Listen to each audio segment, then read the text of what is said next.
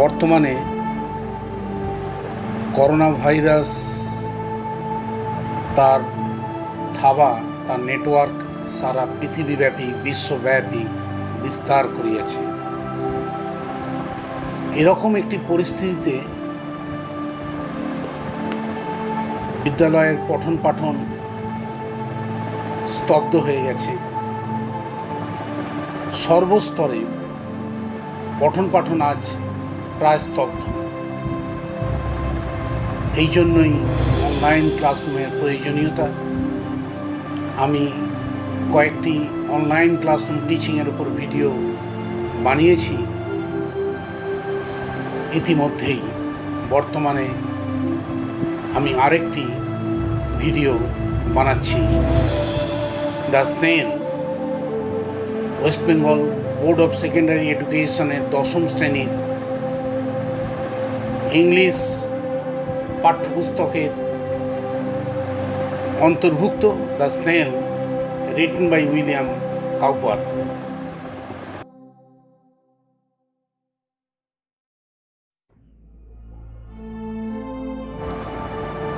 Welcome students, my dear students. Now I am going to discuss the main points about the life and works of the poet William Cowper.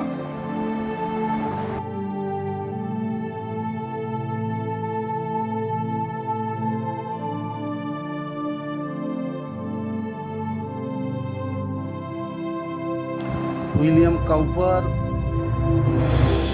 1731 to 1800, was one of the most popular poets of his time. Cowper changed the direction of 18th century nature poetry by writing about the scenes of the English countryside and the everyday lives of people. Actually, William Cowper added a new dimension, একটা নতুন দিগন্ত সংযোজন করেছিলেন কবিতার ক্ষেত্রে। ইংরেজ যে গ্রাম বাংলা, যে গ্রামাঞ্চল, তার বিভিন্ন দৃশ্য সম্পর্কে লিখিয়া এবং ইংরেজদের যে দৈনন্দিন জীবনযাত্রা, সেই জীবনযাত্রা সম্পর্কে লিখিয়া তার যে বিখ্যাত works, his famous works include Olney Hymns, The Diverting History of John Gilpin and the Task.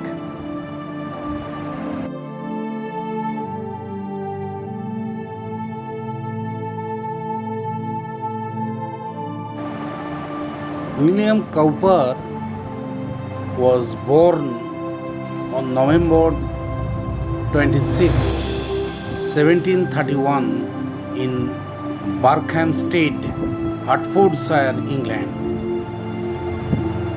William কাউপারের জন্মস্থান ইংল্যান্ডের হার্টফোর্ডশায়ারের বার্কহ্যামস্টেড। যে তারিখে জন্মগ্রহণ করছিলেন 26শে নভেম্বর 1731। In 1763, through family connections, he accepted a clerkship of the journal in the House of Lords. 1763 সালে তিনি পারিবারিক যোগাযোগের মাধ্যমে হাউস অব লর্ডসের পত্রিকায় করণিকের কাজ নেন।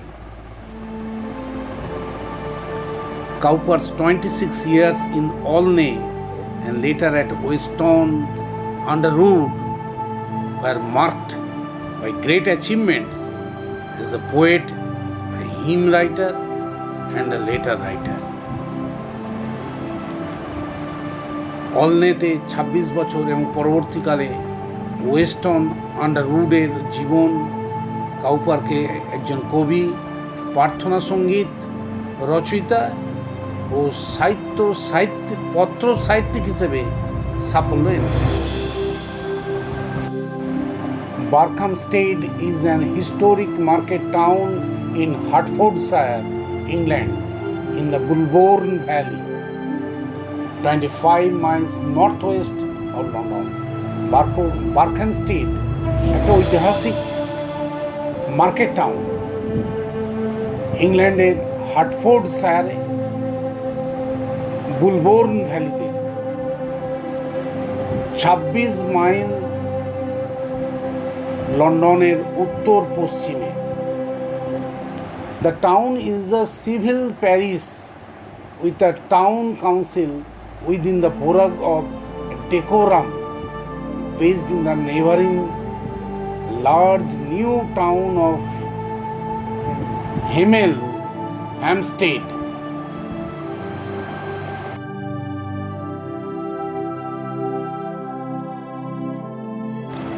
William Cowper was an English poet, hymnodist. তিনি ছিলেন একজন ইংরেজ কবি এবং একজন প্রার্থনা সঙ্গীত রচয়িতা।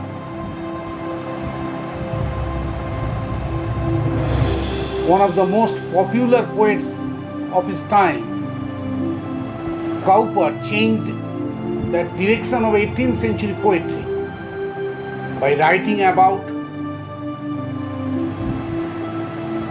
everyday life and rural scenes of the countryside of England. In many ways, he was one of the forerunners of romantic poetry.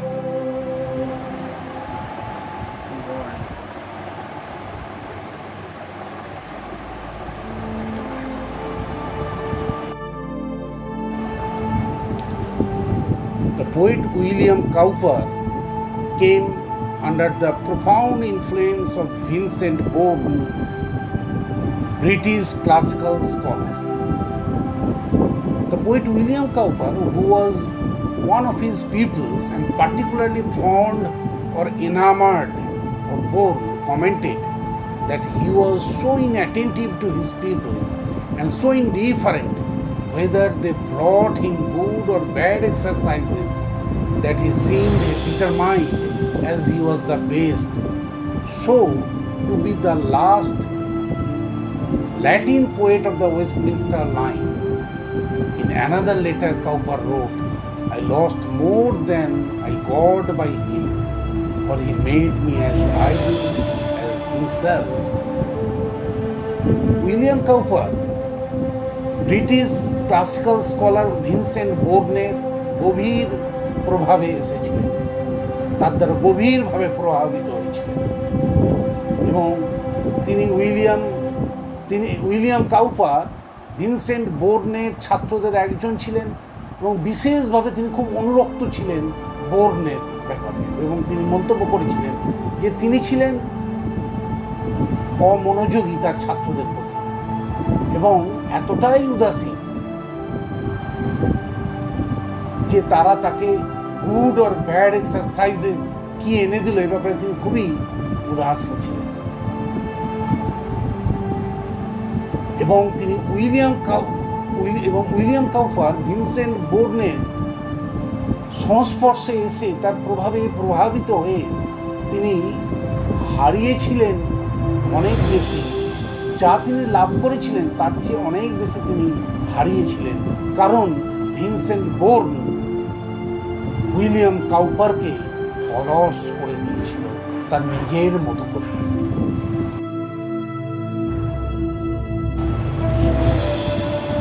The poet William Cowper experienced depression and insanity. He got depressed and insane in his life. এখানে আমরা বলতে পারি যে William Cowper তার জীবনে একবার অবসাদগ্রস্ত এবং উন্মত্ত হয়ে গিয়েছিলেন, উপলব্ধি করেছিলেন ডিপ্রেশন এবং ইনস্যানিটিকে, কারণ ভিনসেন্ট বোর্নের একটা গভীর প্রভাব তার উপর পড়েছিল। ভিনসেন্ট বোর্ন যে ব্রিটিশ ক্লাসিক্যাল স্কলার, যিনি খুব অলস প্রকৃতির, লেথার্জিক এবং আইডল ছিলেন এবং তিনি সোসাইটি থেকে অনেকটাই নিজেকে উইথড্র করে নিয়েছিলেন। একজন পোয়েট, একজন কবি, সাহিত্যিক ঠিক যেমন করে অসামাজিক নন, কিন্তু তারা সমাজ থেকে একটা তার নিজস্ব সমাজ, আলাদা একটা সমাজের মধ্যে চলে যান। তার কাব্যিক জগতে, তার সৃষ্টি এবং সৃজনশীলতার জগতে, বাহ্যিক জগৎ থেকে নিজেকে উইথড্র করে নিয়ে একটা স্নেলের মতো একটা সেলফ কন্টেইনড, একটা প্রাইভেট, একটা সেলফ কন্ট্রোলড, একটা সেলফ স্যাটিসফাইড, সেলফ সাফিসিয়েন্ট লাইফকে তিনি লিড করেন। এইখানে আমরা ভিনসেন্ট বোর্নের সাথে উইলিয়াম কাউপার এবং যে একটা ন্যাচারাল ক্রিচার স্নেল, তার অনেক সাদৃশ্য আমরা লক্ষ্য করি, পরিলক্ষিত হয়।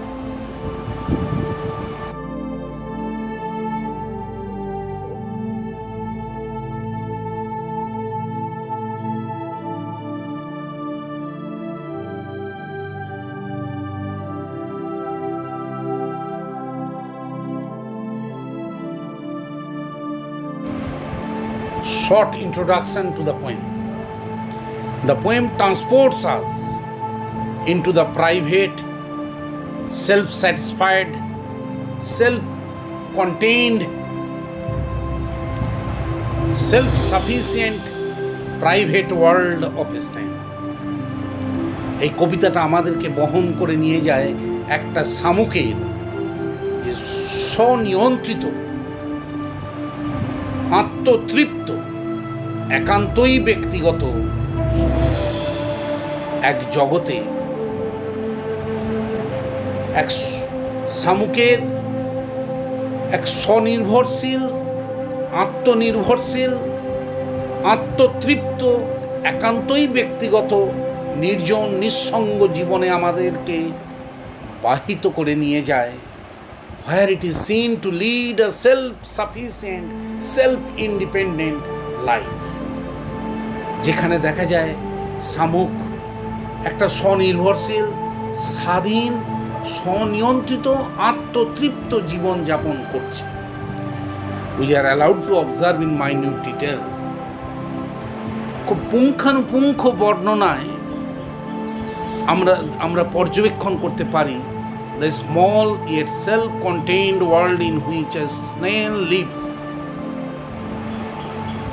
সেই ছোট, আত্মতৃপ্ত, আত্মনিয়ন্ত্রিত সেই জগৎ, যে জগতে একটা শামুক বসবাস করে।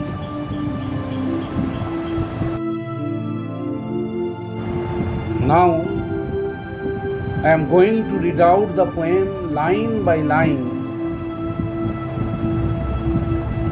and I request all my students to listen to the poem attentively. To grass or leaf or fruit or wall, the snail sticks close, nor fears to fall, as if he grew there, house and all together. Within that house, secure he hides, when danger imminent betides, of storm or other harm besides of weather. Give but his horns the slightest touch, his self-collecting power is such, he shrinks into his house with much displeasure. Wherever he dwells alone, except himself has chattels none, well satisfied to his own whole treasure.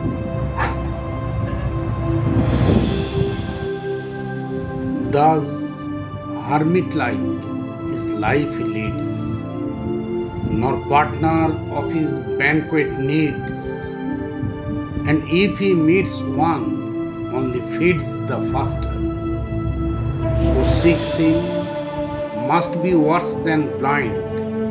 He and his house are so combined, if finding it, he fails to find its master.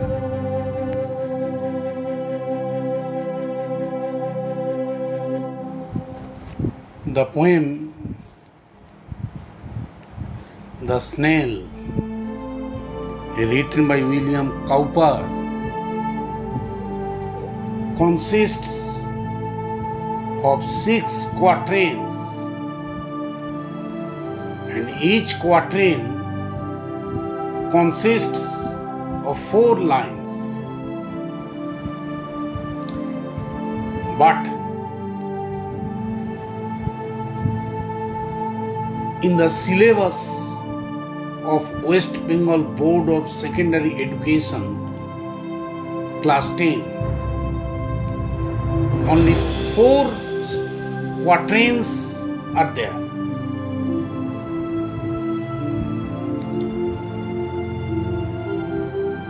The poem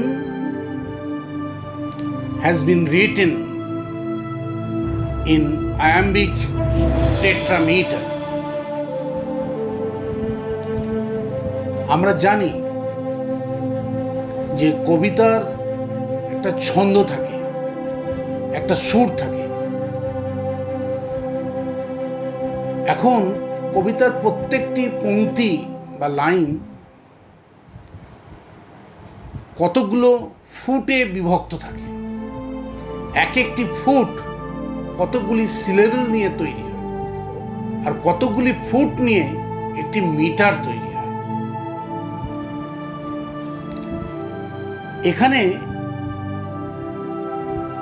যে মিটারটা কবি select করেছেন, যে মিটারে কবি কবিতাটা লিখেছেন, সেটাকে বলা হয় আয়াম্বিক টেট্রামিটার।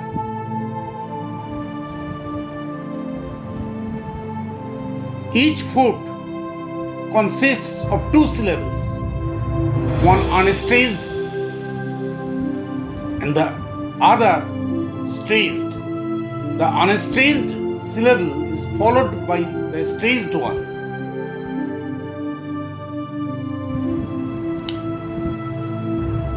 রাইম স্কিমটা এই কবিতা এরকমই, দাদাম দাদাম দাদাম দাদাম, অর্থাৎ একটি unstressed syllable will be followed by a stressed one.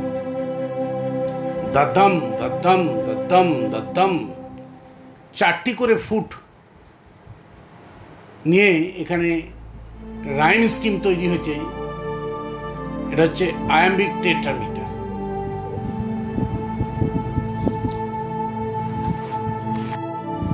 যেমন রাইম স্কিমটা কবিতাটিকে পাঠ করে বোঝাবার চেষ্টা করছি। To grass or leaf or fruit or wall log শেষে sound. Next line, the snail sticks close nor fears to fall log, as if he grew their house and all together, all law. তাহলে আমরা যদি ল সাউন্ডটাকে আমরা এ দিয়ে লিখব, এ এ এ, তাই তো। B second স্ট্যাঞ্জায় for second কোয়ার্টারিং, এখানে আমরা দেখছি যে রাইম স্কিমটা কিরকম। শেষ যে ওয়ার্ডটি হাইটস, সেকেন্ড কোয়ার্টারিনের প্রথম লাইনের শেষ ওয়ার্ডটি শেষ হচ্ছে হাইটস, দ্বিতীয় লাইনটি শেষ হচ্ছে বিটাইডস, হাইটস বিটাইডস, আর থার্ড লাইনের শেষ ওয়ার্ডটি শেষ হচ্ছে বিসাইডস, আর ফোর্থ লাইনটা শেষ হচ্ছে ওয়েদার রদি। তাহলে সেকেন্ড কোয়ার্টারিনে রাইম স্কিমটা দাঁড়ালো এইরকমই, C C C B. Third quatrain তার থার্ড কোয়ার্টারিনের প্রথম লাইনটা শেষ হচ্ছে টাচ, সেকেন্ড লাইন শেষ হচ্ছে সাচ, থার্ড লাইন শেষ হচ্ছে মাছ। টাচ সাচ মাছ আমরা ডি দিয়ে ইন্ডিকেট করলাম। তাহলে আর ফোর্থ লাইনটা হচ্ছে প্লেজার র। তাহলে আমরা লিখছি থার্ড যে কোয়ার্টারিন তার রাইম স্কিম হচ্ছে ডি ডি ডি বি। যে ফোর্থ কোয়ার্টারিন তার প্রথম লাইনটা শেষ হচ্ছে he dwells alone, second line শেষ হচ্ছে none, alone none own. Fourth লাইনটা ট্রেজার রং। তাহলে আমরা তিনটে সাউন্ডই লোন, নান, ওন আর ট্রেজার। কারণ ই ই ই বি, তাহলে রাইম স্কিমটা দাঁড়ালো ফোর্থ কোয়াট্রেনে E E E B.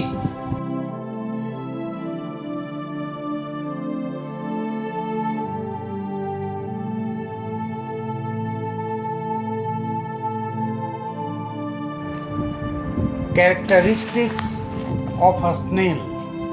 Slugs and snails are close relatives, both belonging to the class Gastropoda, along with sea slugs, nudibranch, conch, whelks, and limpets.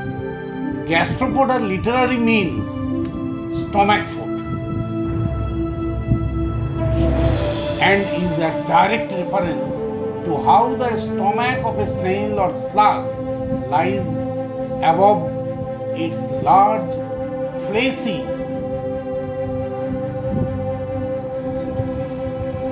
food.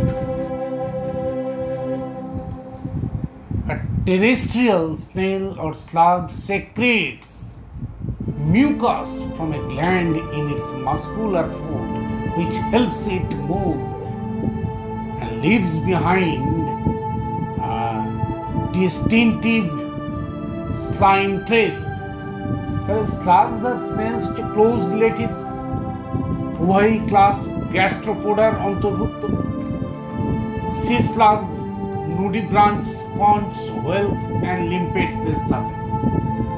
Gastropoda আক্ষরিকভাবে এর অর্থ হচ্ছে stomach food, এবং এটা একটা direct একটা reference কিভাবে একটা স্নেলের বা স্লাগের স্টমাক তার বড় মাংসলো পায়ের পাতার উপর নিহিত থাকে।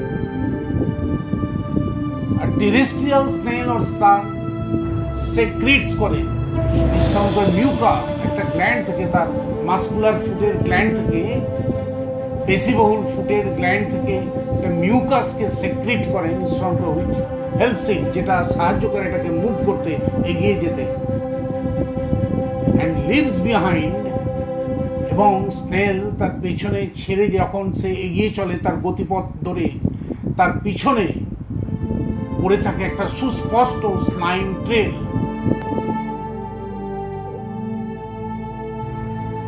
General body structure of a snail. A snail's body consists of 5 main parts: the head, the neck, the visceral hump, the tongue, and the tail, and the foot. A slug has the same essential parts except for the visceral hump or cell. The mantle, which covers the forward fourth or third of the slug's back, serves as protection for its internal organs, though it still has a remnant of a cell at its tail end. Snail and slugs have 2 pairs of tentacles. Point to be noted here. A snail has 2 pairs of tentacles, one pair bearing the eyes and the other serving as smelling organs. তাহলে স্নেলের 2 জোড়া টেন্টাকেলস, সুর, এখানে horns বলা হয়েছে কবিতায়, the snail কবিতায়, 2 জোড়া টেন্টাকেলস সুর টাইপের আছে। এক জোড়া চোখগুলোকে বিয়ার করে, বহন করে, আর অপর জোড়া পেয়ার তারা স্মেলিং ঘ্রাণ শক্তির অর্গান হিসেবে কাজ করে।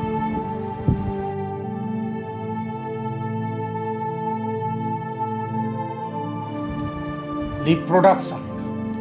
Both slugs and snails are hermaphrodites, meaning both male and female organs are present in a single body. তাহলে দেখতে পাচ্ছি স্লাগস এবং স্নেলস উভয়ই হার্মাফ্রোডাইটস। এর অর্থ হচ্ছে উভয়েরই মেল এবং ফিমেল অর্গানস মানে একটা বডির মধ্যেই উপস্থিত থাকে। Apple and periwinkle snails are two notable exceptions with distinct male and female members of the species. ব্যতিক্রম তো সব কিছুরই থাকে, এখানেও ব্যতিক্রম আছে। অ্যাপেল এবং পেরিউইঙ্কেল স্নেলস তাদের এর ব্যতিক্রম, তাদের মধ্যে ডিস্টিংক্ট মেল এবং female members of the species এর মেল এবং ফিমেল মেম্বার্স আছে। Snails and slugs have reproductive organs close to the top of their bodies to facilitate mating. Fertilisation নিষেক ইজ সাইমালটেনিয়াস, একই সাথে ঘটে, with two individual snails or slugs exchanging bundles of sperm. Most species lay their eggs underground. অধিকাংশ species তাদের ডিম পারে মাটির নিচে। though a few are ovoviviparous, giving birth to living young. যদিও অল্প কিছু আছে যারা ওভোভিভিপারাস অর্থাৎ তারা লাইভ ইয়ং এর জন্ম দেয়। Snails and slugs use a rough tongue called a radula, an organ much like a horny file, for rasping away at their food and scraping it into their mouths. Snails এবং slugs এরা ব্যবহার করে এক রকমের খসখসে জীব যেটাকে র্যাডুলা বলা হয়। এটা একটা অর্গান, অনেকটাই হচ্ছে একটা হর্নি ফাইলের মতো। এটা তাদেরকে র্যাসপিং অ্যাওয়ে অ্যাট দেয়ার ফুড করতে সাহায্য করে এবং এটাকে তারা কি করে তাদের যে ফুডটাকে স্ক্রেপিং ইট ইনটু দেয়ার মাউথস, এটাকে তাদের মুখেতে গিলতেও সাহায্য করে। এদের যে দাঁত যেটা হচ্ছে চিটিন নামক সাবস্ট্যান্সে তৈরি, এটা তাদের খাবারটাকে ভাঙতে সাহায্য করে। Their diet includes algae, fungi, dead organic matter and a variety of field and garden crops. এদের যে খাদ্য তালিকার মধ্যে যেগুলো অন্তর্ভুক্ত হয় সেগুলো হচ্ছে অ্যালগি, ফাঙ্গি এবং মৃত organic matter and variety of field and garden crops. অনেক রকমের খেতে এবং গার্ডেনের যে ক্রপস শস্য পাওয়া যায় সেগুলো এদের খাদ্য তালিকার মধ্যে অন্তর্ভুক্ত হয়। রাইপ স্ট্রবেরিজ, পাকা strawberry and tomatoes are among their favourite treats, তাদের ফেভারিট ট্রিটস খাবারের মধ্যে পড়ে। A few species are কিছু স্পিসিস আছে স্নেলসদের এবং স্লাগসদের যারা কার্নিভোরাস মাংসাশী, যেমন হচ্ছে the red Daudebardia snail and the Sicilian predator snail. And এরা কী করে, দে ফিড অন আর্থওয়ার্মস, কেঁচো টেঁচো জাতীয় ইত্যাদি জিনিসকে তারা খেয়ে বেঁচে থাকে।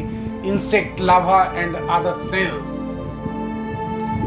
These species have long sickle-shaped radula.